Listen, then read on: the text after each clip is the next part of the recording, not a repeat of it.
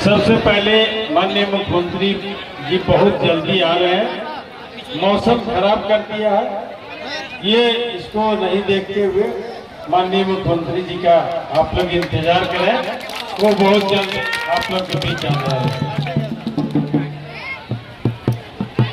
इस नामांकन सभा में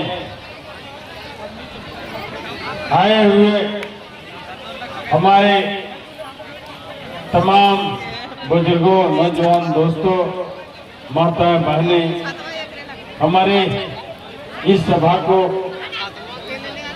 संचालित कर रहे हमारे प्रखंड निरंजन सिंह जी, इस सभा में आए हुए गठबंधन दल के कांग्रेस के जिला अध्यक्ष धनंजय जी, राजद के जिला अध्यक्ष नाथेश्वर ठाकुर जी, प्रखंड अध्यक्ष रामदेव यादव जी और प्रदेश महासचिव शत्रुघ्न यादव जी और हमारे दल के सभी पदाधिकारीगण, सभी मेरे दोस्तों, बुजुर्गों, सबों को मैं आदाब, जोहार, जय भीम। क्योंकि मौसम थोड़ा खराब हुआ है, घबराने की जरूरत नहीं है।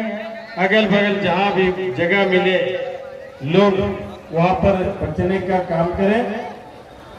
मैं आप लोगों से गुजारिश, आग्रह करना चाहता हूं कि यह चुनाव सामने है, चुनावी समय में है। हम जब 9 से 14 तक विधायक रहे तो सबसे बड़ी समस्या जो थी इस क्षेत्र में वो बिजली का था, क्योंकि लोग मोबाइल सबके घर घर में था, सबके हाथों में था, लेकिन चार्ज करने के लिए बिजली नहीं मिलती। लोग बैटरी का दुकान में जाके 5 रुपये दे के मोबाइल चार्ज करता था। जब हम विधायक में थे तो ये परिस्थिति मेरा राजधनौर विधानसभा क्षेत्र था। हमने सबसे पहले बिजली की समस्या को दूर करने के लिए हमने कोडरमा से जो बिजली मिलती थी उसको हम ग्रिड से लाए, हमने पावर ग्रिड लाया। आज जो भी 18-20 घंटा आपको बिजली मिल रही है वो हमारी मेहनत का देन है। विधायक होने के बावजूद भी 1 महीने तक थोड़ी बउआ मोड़ पर हम लोगों ने धरना दिया बिजली को, तब कहीं बिजली आज जल रही है। हमने राज्य सरकार से प्रयास करके इस जिले में बिजली विभाग का जीएम का पद सृजन करके बैठाने का काम किया ताकि बिजली की समस्या यहाँ का समाधान हो सके। हमने ये अनुमंडल जो सामने देख रहे हैं, ये बरसों पुरानी मांग थी अनुमंडल के क्षेत्र में। हमसे पहले मंत्री भी रहे, इस क्षेत्र के ही बेटे मुख्यमंत्री भी रहे, लेकिन अनुमंडल नहीं बन पाया।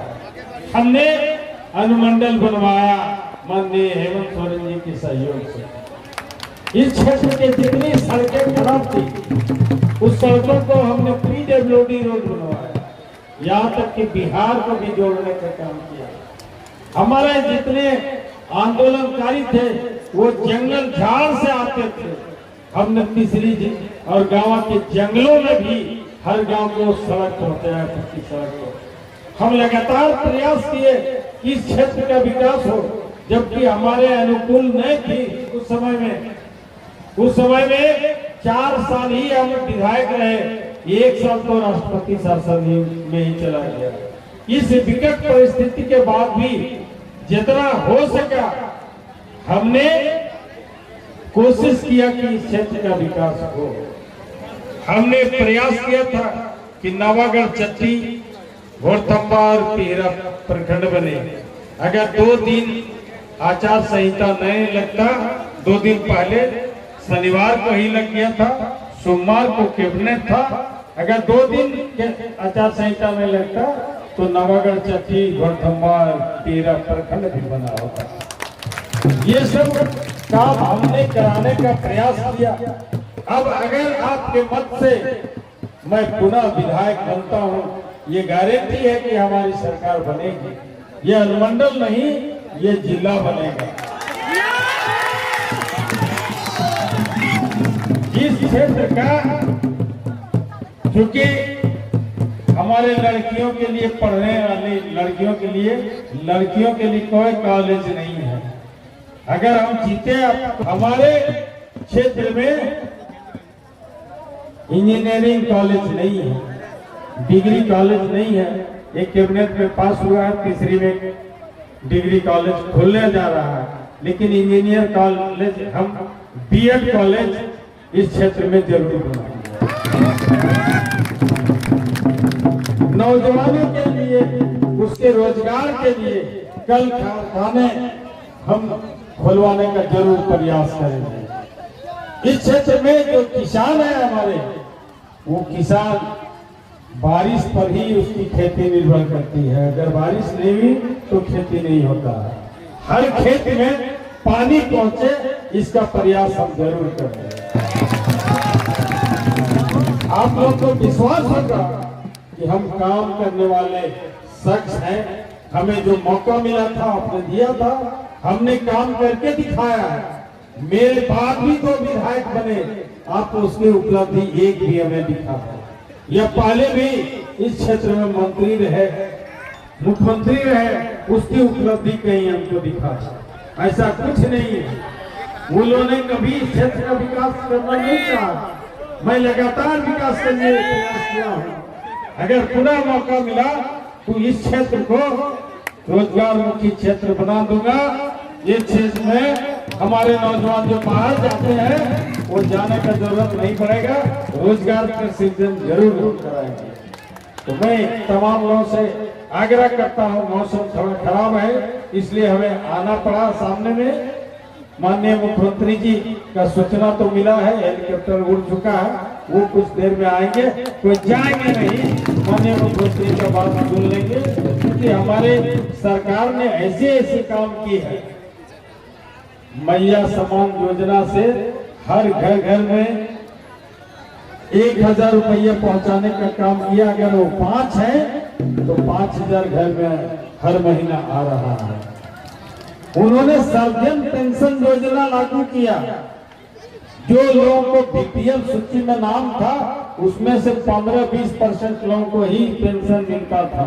हमारे मुख्यमंत्री ने बोले सर्वजन पेंशन योजना ला करके हर बुजुर्ग को, 50 साल से ऊपर वाले को उन्होंने पेंशन देने का काम किया।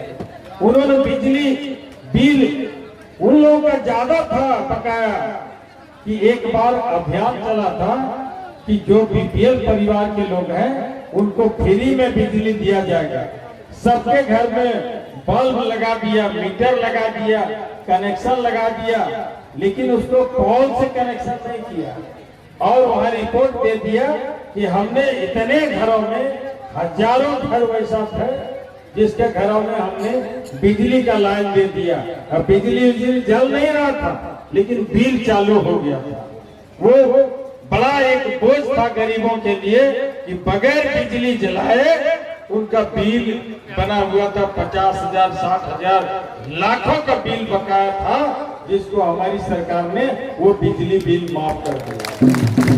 इससे गरीबों को ही लाभ हुआ। आपको 219 तक बिजली माफ किया है सरकार ने। 75% गरीब गुरबों के घरों में 1 रुपया बिल नहीं लगता है। ये सरकार ने आपके साथ व्यवस्था किया है। युवाओं के रोजगार के लिए उन्होंने मुख्यमंत्री सृजन रोजगार योजना लाए। उससे आप 50,000 से 25 लाख तक आप ले सकते हैं लोन आसानी से, और आप अपना रोजगार प्राप्त कर सकते हैं, रोजगार में लग सकते हैं। ये हमारी सरकार ने व्यवस्था किया है। हमारी सरकार ने बच्चियों के लिए सावित्री बाई फुले योजना लाया, उससे 40,000 तक बच्चियों को पैसा मिल रहा है।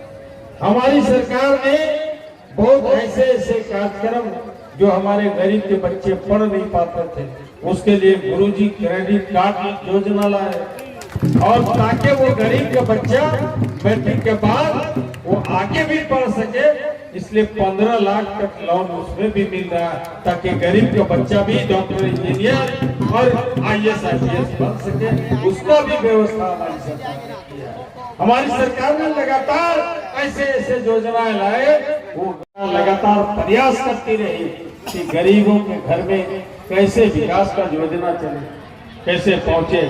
ये चाहे अबुआ आवास हो, या तो ये सर्वजन पेंशन योजना हो, या ये मुख्यमंत्री मैया सम्मान योजना हो, ये सब योजना का लाभ नहीं मिल पाता लोगों को। अगर ब्लॉक का चक्कर लगाना पड़ता तो 25% लोग भी सरकारी योजनाओं का लाभ नहीं ले पाता। इसलिए इस बात को सरकार ने समझी, आज सरकार को आपके ही द्वार पर पहुंचा दिया। हर पंचायत में कैंप लगा के और आवेदन आपको लिया, तब इन योजनाओं का लाभ आप ले पा रहे हैं। ये सरकार बेहतर सरकार झारखंड की है, इसमें बड़ी साजिश चल रही है। इस सरकार को फिर नहीं आवे, इसलिए बड़ी बड़ी साजिशें चल रही है। एक बात मैं कहूंगा कि अगर बेहतर सरकार चाहते हैं कि झारखंड का विकास हो, तो हेमंत की सरकार आपको बनानी पड़ेगी। और सरकार कैसे बनेगी? आपका एक एक मत तीर धनुष को मिलेगा, तभी सरकार बन पाएगी। अगर आप मत नहीं देंगे तो सरकार कैसे बनेगी? इसलिए मेरा आग्रह होगा कि आपका मत एक एक तीर धनुष पर जाना चाहिए। तीर धनुष पर जाएगा तभी ये सरकार बन पाएगी। और हमें विश्वास है कि जिस तरह की योजनाओं का लाभ हमारे झारखंड वासी ले रहे हैं, चाहे वो हमारी बहनें हो, या हमारी माता, या हमारे चाचा चाची हो, वो सबको जो योजनाओं का लाभ मिल रहा है, वृद्धा पेंशन, हमारे बुजुर्गों के लिए 1000 रुपया बहुत बड़ा चीज है। उसको हर माह मिलता है तो कम से कम दवा का, इलाज का खर्च उसका हो जाता है। हमारे बुजुर्गों के लिए ख्याल रखा है, इसलिए हमें विश्वास है कि आप मत अपना जरूर तीर धनुष को देंगे।